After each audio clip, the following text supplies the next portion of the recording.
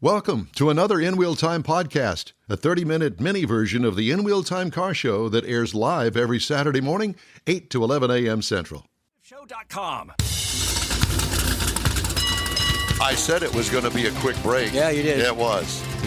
Howdy, and thanks for joining us here on the In Wheel Time Car Talk Show. So glad that you could join us. We couldn't wait to get to Buzz. Well, and we're going to get to him here in just a second.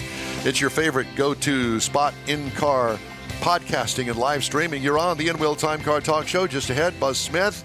Going to talk about the EV sinking ship. Oh, I didn't say that, did I? Conrad has... Conrad has this week in auto history, and we'll get you caught up on the stories making news this week. Howdy, along with Mike. Buzz all choked up over there. Along with Mike out of this world, Mars, King Conrad DeLong. We always need more Jeff Zeke, and I'm Don Armstrong. Let's just get right to it, shall we? Here he is, live from the Dallas Cowboys headquarters. It's Buzz Smith. I'm sorry, I just had to go. Good morning.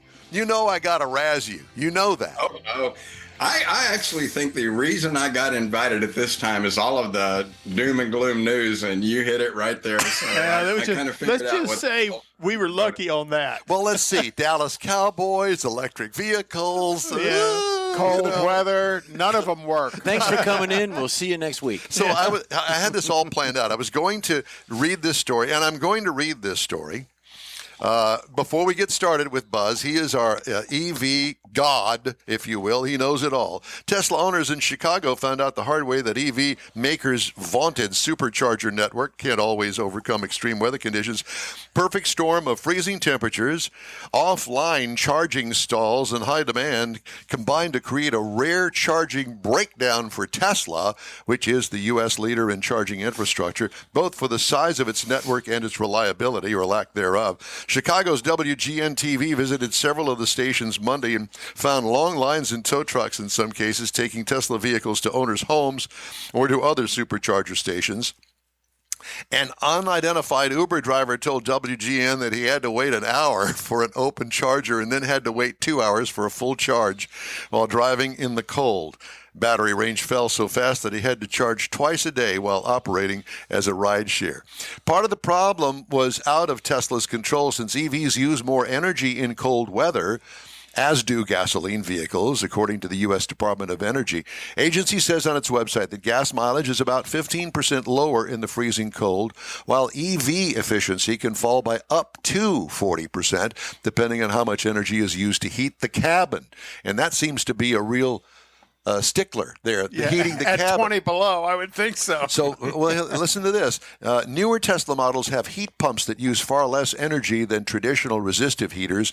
EV charging stations are not as plentiful as gasoline stations, and charging takes far longer in the cold since EV batteries need to warm for a fast charging session. This from Automotive News. On its webpage, Tesla said that cold weather best practices include warming the cabin and battery before leaving home, preconditioning the battery before arriving at a supercharger station, driving slower to conserve energy, and using seat heaters to keep warm rather than the cabin heater. I get all that. Slowdown in electric vehicle sales growth has put suppliers in a bind as they look to manage customer demand for parts for both EVs and internal combustion engine vehicles.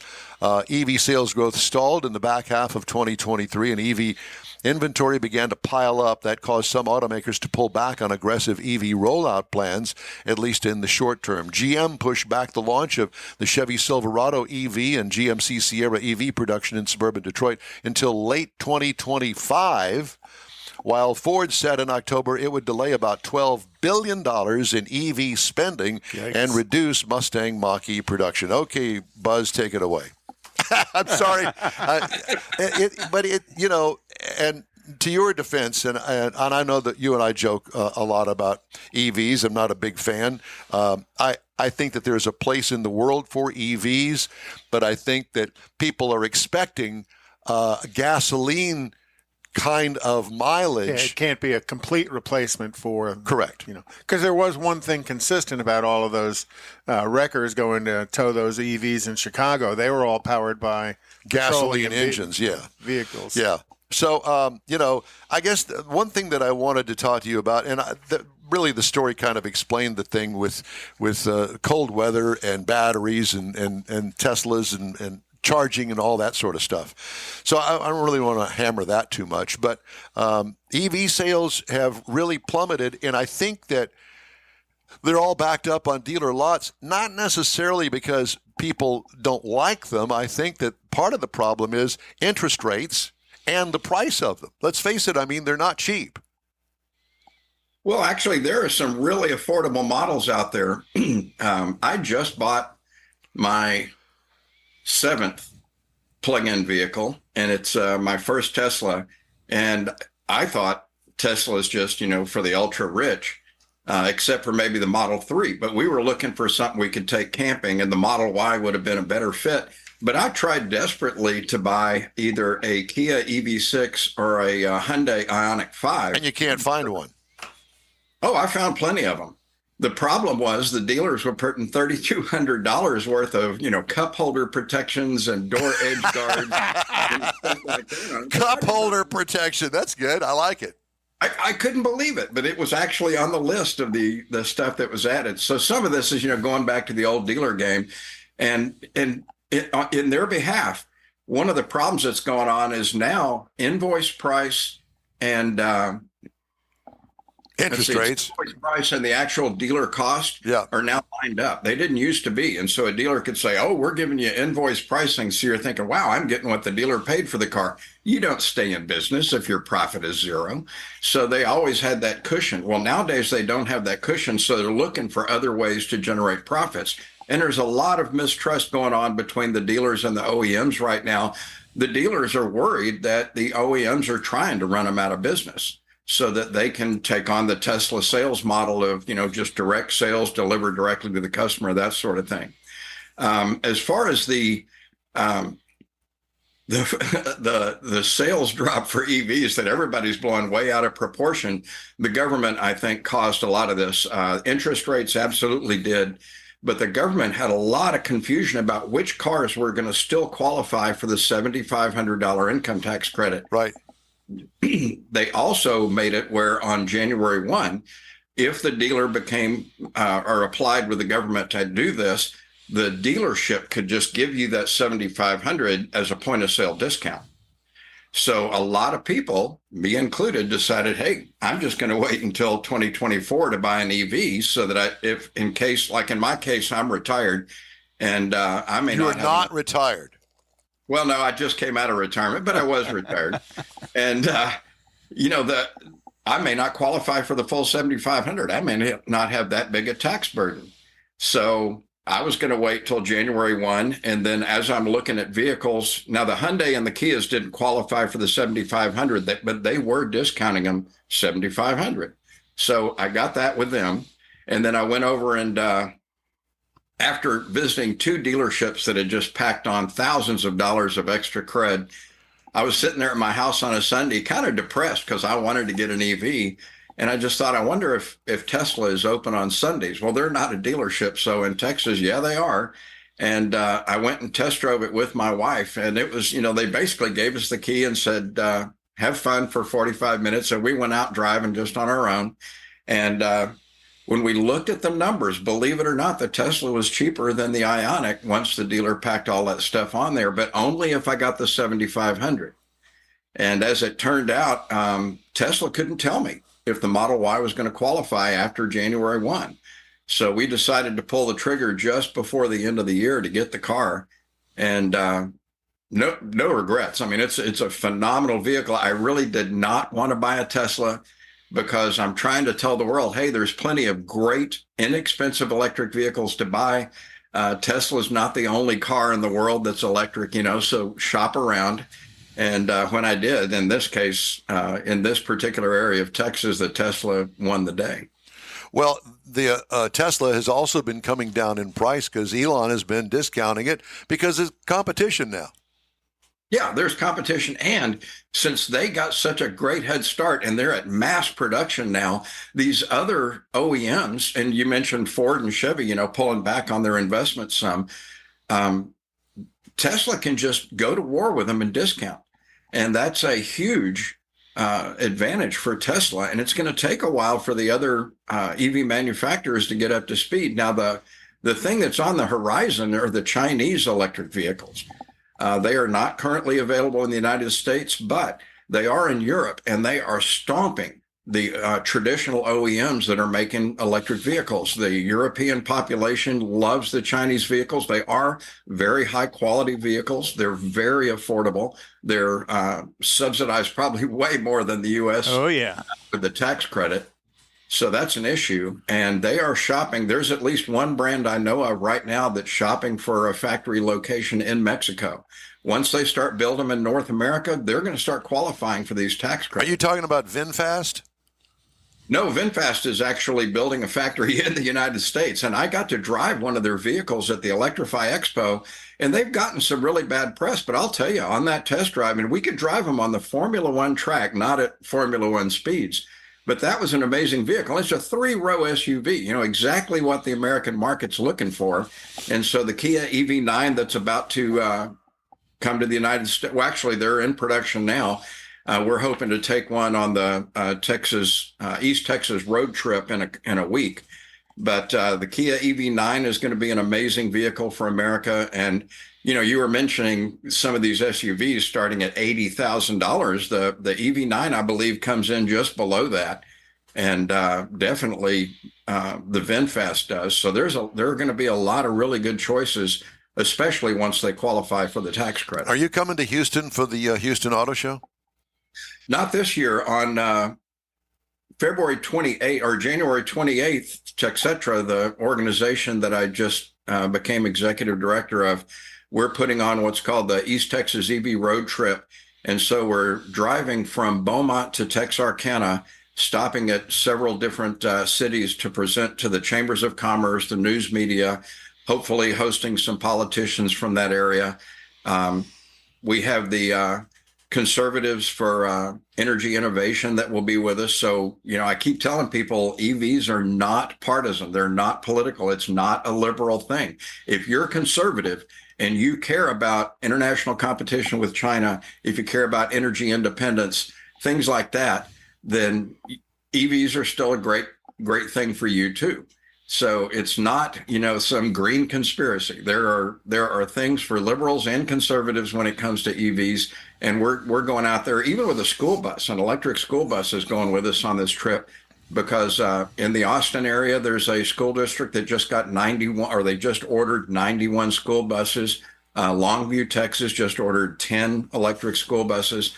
So now that the government funds are coming out, we're seeing a lot more charging infrastructure. We're seeing a lot more school districts taking advantage of the program to get their school buses electrified. And that's what I'm focusing on this year. I did want to see you guys at the show, but I'm not going to be able to make it. I wanted to see that red sequin jacket of yours. And That's the what top I hat. wanted to see. The top hat. Now, I don't care about you. I just care about the jacket. So Buzz, Well, you know, now that I'm executive director of TechCetra, I've kind of toned it down a little bit. I see that you're wearing got a a little black. more stylish. Yeah, you're looking good. Well, I'm wearing this because I'm cold. I'm so tired of winter already. Yeah. Well- Buzz, when we started talking a few weeks ago, we were talking about if you made it down to Houston, we were going to talk a little bit about your new position with TechCetra. And so we really haven't announced that or gone any place with that. So, but you brought it up. So can you just real quickly, what is that? Oh, okay. Yeah. TechCetra is a nonprofit that works with the state legislature on EV policy, things like EV incentives, EV taxation, you know, because we now have to pay a $200 annual fee on top of normal registration since we don't buy gasoline to get our roads repaired. We work with the state government on infrastructure rollout. In fact, 5 years ago, we started generating the roadmap for EV electrification. And the NEVI funds are just starting to roll out into the field now, where you're going to see a lot of electric chargers getting built. And the big announcement from a lot of the OEMs to move towards the NACS or Tesla charger. In fact, it's, you know, national or North American charging standard. This is what Tesla named it. So they were kind of uppity there, you know, saying, oh, we're going to take over. And now they are going to take over. So we're going to see a lot more charging infrastructure. And what's really cool for the other EV drivers than Tesla, just 2 miles from my house, in the parking lot of a Lowe's home improvement store, there's a bank of like 15 Tesla chargers, and they have Tesla's new Magic Port. And so when you pull up in a Tesla, you know, it senses that your car is a Tesla. And when you pull the charger out, it's a Tesla charger. If you pull up in a non-Tesla, when you pull the charger out, it's a CCS plug. So all of those non-Asian EVs that are here in the United States will be able to start using the Tesla charging network as they roll this program out across the nation. And that's going to be huge. Let's talk about with the DC chargers. That's the DC fast charger, yeah. Wow. Let's talk about the reliability of these charging stations. You know, I don't get very many EVs, but when I do, there's one not too far from me, and I won't tell you who it is. But it always seems like half of it works and the other half of it doesn't work. So frustrating because you can only get 2 cars in there, one on either side of the thing, and when the other half doesn't work, well, you got to wait in line. What is up with that? Well, I think that, you know, Tesla was really focused on uptime, and they did I'll tell you, a fantastic job. The most common reason for chargers not to work is loss of connection to the network, so that, you know, they can't charge you. And so one of the really innovative things I've seen is one of the charging companies now will actually, you know, you're using your phone app to start the charging session. So it uses your phone's connection to the internet. And let's say you're up in the Rocky Mountains somewhere and there is no internet connection and they lose their landline. They're actually able to spread that transaction data across all of the mobile phones of all the vehicles charging there. And when you get back into an area where you have cell phone connection, it will upload that transaction to the server. So losing that internet connection won't shut down those chargers. And it uses blockchain technology, so everybody's, you know, information is completely private. But it basically, you know, has a way to get that, save that information until the car and the cell phone in it gets to an area where it can pick up a signal, and then it just uploads that data. Because that's that's bad PR, you know. It is bad PR, but the fact is, the internet, you know, goes down, and especially in rural areas. Hopefully, that's getting fixed with the new infrastructure that's going out.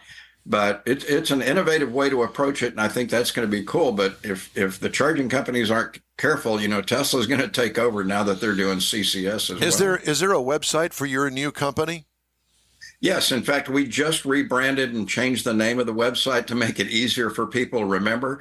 So remember, we're in Texas, and it's txev.org. And there you can see the latest news on electric vehicles. If you're in Texas, I'm begging you, join us. My position was held up until December 31st by a legend in Texas politics and in lobbying. His name was, oddly enough, it's Tom Smith, no relation, but he goes by Smitty. And he and I were at the Texas Energy Summit in the state legislature. And over from stage, you'd see a state senator or a state representative go, "Oh, and look, there's Smitty out in the audience, our good friend." And, you know, I think as an organization, it's a big hit for us to lose his services. He's been lobbying in the state legislature for 42 years. And when he was with Public Citizen, he was one of the people that was responsible for us to getting the high tension power lines that went from nowhere in the panhandle to the major cities, which is now what is supporting wind energy and solar energy in Texas. So the work that he did over all those years, you know, put us where we're leading the nation. We're number 1 in wind. We're number 3 and rapidly approaching number 1 in solar renewable energy. And we're talking, you know, utility scale generation. So we're leading the nation there. We're number 3 in EV adoption right now. But what we need more voices. When we're talking to the legislature, we need members that can pick up the phone or go to their email and let their legislators know how they feel. Buzz, it's always a pleasure to talk to you, and I appreciate your welcomeness as far as my sick sense of humor, and I'm always razzing you, and you know that I enjoy talking to you, and I appreciate your knowledge. I love you guys. I got one question. I always take it with a grain of salt. I know you're just ribbing me. That you want it to be so bad you can taste it. What quarter of the game did you turn off at? I think it was like 10 minutes in. I'm not a big football fan anyway, but right after the Houston Astros and the Texas Rangers faced off in the ALCS, I was really hoping for a championship game between Dallas and Houston. And,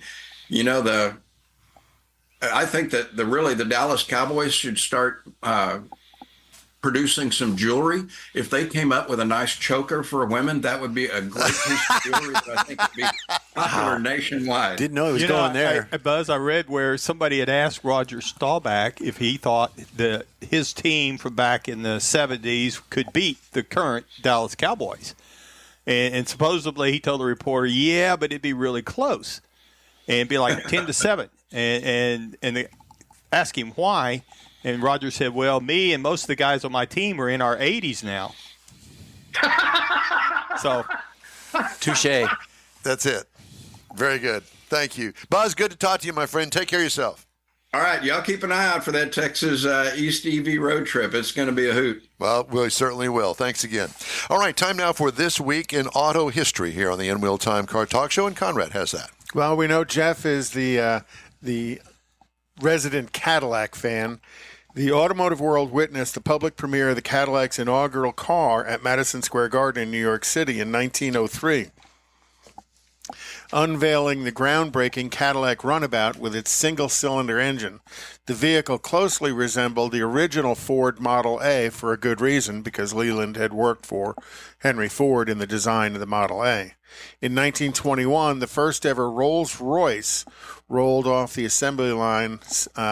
U.S.-built Rolls-Royce rolled off the assembly line, signaling the commencement of Rolls-Royce production in the United States, built in the Boston area. And they built them for a number, I think it was 9 years in the Boston area. In 1953, the Corvette prototype made its debut at GM's Motorama in the New York Waldorf Astoria Hotel, laying the foundation for the birth of the American sports car legend that would capture the enthusiasts worldwide. And today, the Corvette is still an enthusiast car, and they're making huge changes in the market all the time. In 1964, it marked the delivery of the first Porsche Carrera GTS. It soon established its dominance on the track, translating to a legacy of unmatched performance and design, and Porsche to this day is recognized as one of the racing leaders in all categories.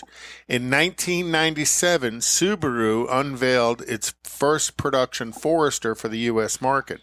The vehicle originally made headlines at the Tokyo Motor Show in '95 as the Striga concept. Credited for one of the first crossovers, Subaru slapped its slogans "SUV tough, car easy" on this. And then in 1998, the state of Tennessee designated Highway 51 South and renamed it the Elvis Presley Boulevard. The name pays homage to the legendary musician's cultural impact, providing fans with a symbolic route to Graceland. Very nice. I want you to know that I signed up for the Elvis hologram concert. All right. It's not been announced as a tour yet in the United States. They're going to tour it, and I was so excited. I went to see the hologram for Buddy Holly? No, not Buddy Holly. It was. It was a Prevagen concert. It was a Prevagen concert, sponsored by Prevagen. That one. God. Anyway, it was really impressive. Pretty Woman. Made such an impression. Pretty Woman. Who sang Pretty Woman? Roy Orbison. It was that concert, and it was spectacular with a full orchestra and backup singers, and there he is singing right at the front of the stage in a hologram form. It was pretty impressive. Now you can go watch Elvis. Gyrate. Did you see the movie Elvis? No, I haven't. It's really I heard good. it's excellent. It's excellent. Okay. Time now for some of the stories making headlines. And We start with our recalls this week, and there are a few, not near as many as I thought there would be. Ford EcoSport and Ford Focus 2016 through 2022 engine oil pump failure. You and I talked about that last week. And they don't have parts available for it yet. So even though your engine has failed, you're just going to have to wait. Yeah, well, that's definitely going to do that and not have any transportation. Inoperative left rear turn signal in the Volvo XC40 for 2024, whatever that is about. Ford Motor Company on Friday said it's cutting 2/3 of the jobs at the Michigan plant that builds the F-150 Lightning as it slows output of the electric pickup. From Automotive News, in April, Ford will make 1,400 workers at its Rouge Electric Vehicle Center in Dearborn either retire or move to other facilities as the plant drops to one daily production shift, the automaker said. How'd that strike work out for you? Since October, the site has been operating on a 2-shift, 3-crew pattern with 1 crew of workers on rotating layoffs. Ford said 700 people, or roughly half the affected workers, will transfer to nearby Michigan Assembly, where it's adding a 3rd crew to increase production of the Bronco SUV and the Ranger pickup. Yeah. The production pullback comes amid a slowdown in EV demand that has prompted Ford and other automakers to rethink ambitious plans. Ford has delayed roughly $12 billion in EV investments and postponed some production targets. The company said it was reducing some Mustang Mach-E production and postponing opening one of 2 battery plants planned in Kentucky with partner SK On. That's interesting. I'll save this story for later when you come back. But Goodyear Tire and Rubber Company on Thursday named Stellantis North American executive Mark Stewart as CEO. The appointment is effective January 29th, Goodyear said in a statement. Conrad's making all the noise over there this morning. The manufacturer in Akron, Ohio, initiated a review to maximize shareholder value last July after shedding jobs to deal with softening demand and spiraling inflation. Stellantis, which owns Chrysler, Dodge, Ram, Jeep, Fiat, and several other global auto brands, announced Tuesday that Stewart was leaving the automaker after a 5-year stint as COO of North America. He'll be replaced by Carlos Zarlenga, president of Stellantis' Mexico unit, effective February 1st. Interesting. Yeah, it is. Okay, time now for a quick break, but we'll be right back. The In-Wheel Time Car Talk Show is streaming and podcasting. Look for us on your favorite podcast provider. Back after this break. Rev your engines and set sail for the ultimate surf and turf. The Houston Automotive Show, January 24th through the 28th at NRG Center. One ticket gets you into both the auto show and the boat show.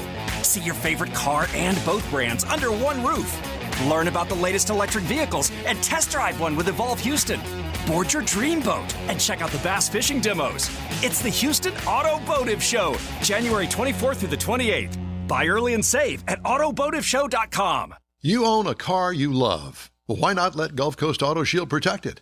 Houstonian John Gray invites you to his state-of-the-art facility to introduce you to his specialist team of auto enthusiasts. We promise you'll be impressed. Whether you're looking to massage your original paint to a like-new appearance, apply a ceramic coating, install a paint protection film, nano-ceramic window tint, or new windshield protection called ExoShield, Gulf Coast Auto Shield is where Houston's car people go. Curbed your wheels? Instead of buying new, why not have them repaired? How about a professionally installed radar detector? Gulf Coast Auto Shield does that too. Get a peek inside the shop and look at the services offered by getting online and heading to gcautoshield.com. Better yet, stop by their facility at 11275 South Sam Houston Tollway, just south of the Southwest Freeway, and get a personal tour. Gulf Coast Auto Shield is your place to go for all things exterior. Call them today, 832-930-5655 or gcautoshield.com. The original group of Loopy Tortilla Restaurants will have you telling your family and friends just what the original recipes mean when it comes to the best fajitas in Southeast Texas. Founder Stan Holt invites you to visit the original Lupi Tortilla near I-10 and Highway 6. Here's the original house that inspired the design of all the rest and the original charm that helped make Lupi Tortilla the go-to destination for Houston Tex-Mex. Speaking of original, nothing can compete with the original lime pepper marinade that everyone will agree makes Lupi Tortilla award-winning beef fajitas the best anywhere. Lupi Tortilla Katy is another location that gives you the same quality and service Houstonians have come to expect at Lupi's. It's located just off I-10 and the Grand Parkway at Kingsland Boulevard in Katy.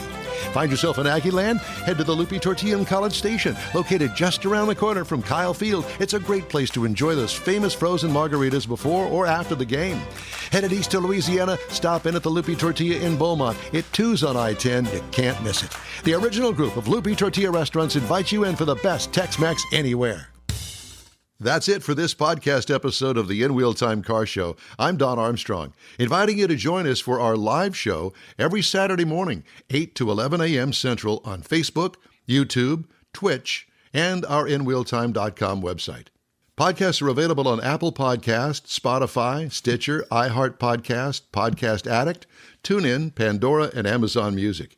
Keep listening, and we'll see you soon.